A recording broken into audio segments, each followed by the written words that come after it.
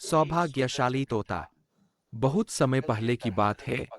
एक छोटे से गांव के पास एक सुंदर जंगल था।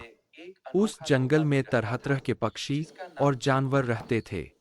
उन्हीं पक्षियों में एक अनोखा तोता भी रहता था, जिसका नाम चिरकू था। चिरकू को लोग सौभाग्यशाली तोता के नाम से जानते थे, क्योंकि जहां भी वह जाता, वहां कोई न कोई चमत्कार हो जाता या किसी की किस्मत बदल जाती।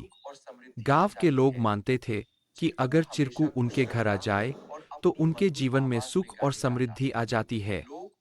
चिरकू हमेशा खुश रहता और अपनी मधुर आवाज में गाने गाता। लोग उसे फल और अनाज खिलाते और उसकी भलाई की कामना करते थे। चिरकू भी गांव के लोगों से बहुत प्यार करता था और जहां भी जाता, खुशियां बांटता। एक दिन गांव में एक गरीब किसान, जिसका नाम रघु था, बहुत परेशान था। उसकी फसलें बर्बाद हो गई थीं और उसके पास खाने को भी कुछ नहीं था। वह दिन रात मेहनत करता, लेकिन किस्मत उसका साथ नहीं दे रही थी। एक दिन रघु ने गांव के लोगों से चिरकू के बारे में सुना और सोचा कि शायद यह सौभाग्यशाली तोता उसकी भी मदद कर सकता है।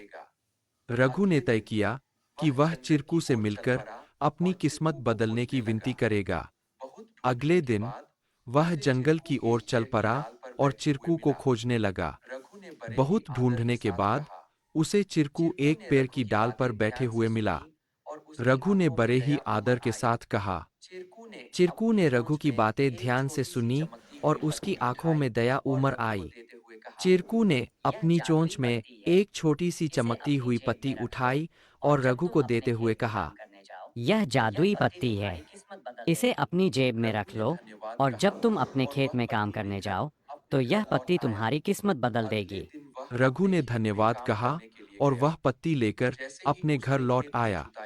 अगले दिन वह अपने खेत में काम करने के लिए गया। जैसे ही उसने खेत में जुताई शुरू की, अचानक से बारिश होने लगी। उसकी सूखी जमीन हरी भरी हो गई और थोड़े ही समय में उसकी फसलें लहलहा उठीं। रघु की मेहनत सफल हुई और उसकी किस्मत सच में बदल गई। अब रघु के पास भरपूर अनाज था और वह फिर से खुशहाल जीवन जीने लगा। उसने गांव के लोगों को चिरकू की बुद्धिमानी और उसके द्वारा दी गई जादुई पत्ती के बारे में बताया। सभी लोग चिरकू की प्रशंसा करने लगे और उसे और भी अधिक प्यार देने लगे। लेकिन चिरकू ने रघु को एक बात कही थी। याद रखना, यह पत्ती सिर्फ तुम्हारी मेहनत का साथ देगी। अगर तुम मेहनत करना छोड़ दोगे, तो यह भी अपना जादू खो देगी। रघु ने चिरकू की बात समझ ली और कड़ी मेहनत जारी रखी।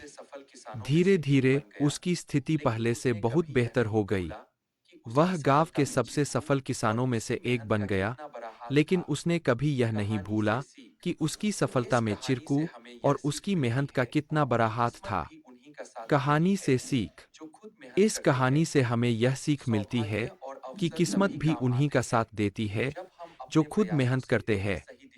सौभाग्य और अवसर तभी काम आते हैं जब हम अपने प्रयासों से उन्हें सही दिशा देते हैं।